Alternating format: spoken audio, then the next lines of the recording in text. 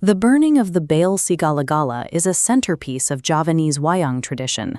While it is often told as a fable, the narrative contains the specific technical details of a state-sponsored assassination attempt. The political crisis began when Raden Puntadewa was named Crown Prince of the Hastana Kingdom.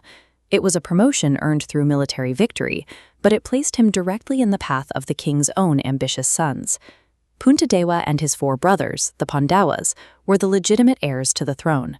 Their popularity with the public was so high that any direct move against them threatened to destabilize the entire region. The rival faction, the Kurawas, acted under the guidance of their strategist, Patih Sangkuni. He knew that for his side to take the throne, the Pandawas had to be removed without sparking a civil war. To maintain their legitimacy, the Kurawas required the deaths to appear as an undeniable, tragic accident that no one could blame on the crown. These political constraints forced the conspirators to look toward a structural solution. The palace itself would be designed as the primary weapon. Sangkuni proposed a vacation palace in the town of Waranawata. It was presented to the public as a peace offering, a place for the Pandawatas to recover from their recent wars. This schematic shows a traditional Javanese palace. The architect, Purochana, used specific materials to ensure total destruction. By packing the walls with wax, dry wood, and a highly flammable resin called gala-gala, the palace would transform into an inescapable tinderbox in minutes. Raden Suyodana personally invited his cousins to occupy the new building, using their history of battlefield success to justify the need for such a lavish, remote retreat. By utilizing the brothers' own trust against them, the Kurawas had successfully positioned their rivals inside a death trap disguised as a reward. The plan wasn't as secret as Sangkuni hoped. The Pandawa's uncle, Yamawidura, sent an agent to investigate the site and discovered the flammable resin. However, he couldn't openly accuse the royal family of treason without absolute proof. To protect them, Yamawidura gave Puntadewa a coded warning. He told him that when a house is set ablaze, a rat only survives by digging beneath the floor. Puntadewa recognized the warning.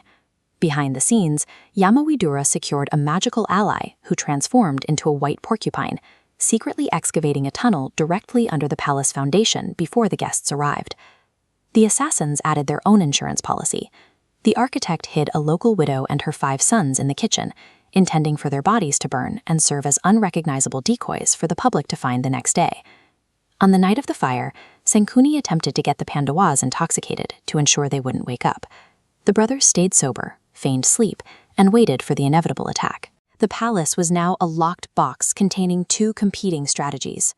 Both sides were waiting for the first sign of smoke. Just after midnight, the Kurawas ignited the gala-gala resin.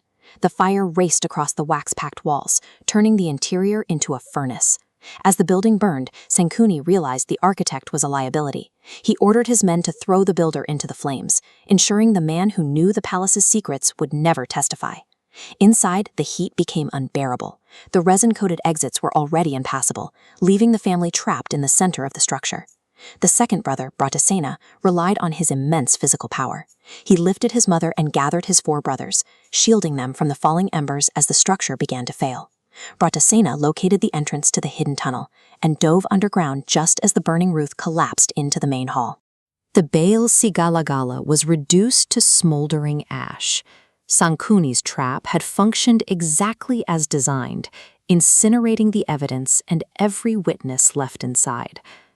The next morning, the Kurawas inspected the site to confirm the results of their operation. They found 6 charred bodies in the kitchen, the widow and her sons.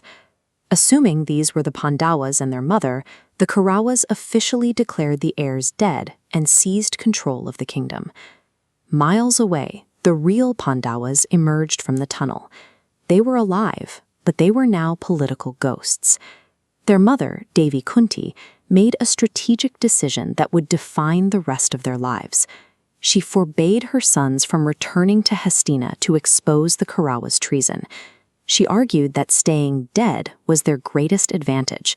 It gave them the freedom to operate in the shadows, away from the constant threat of palace assassins and political maneuvering. The brothers moved into the wilderness and the underworld, living as wandering ascetics.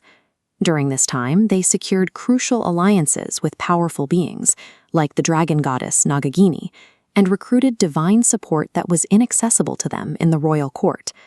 This period of exile was where they recruited the specific network of royal and divine allies necessary to contest the throne. By the time they finally re-emerged, the Pandawas had evolved into the battle-hardened leaders capable of commanding the vast coalitions that would fight the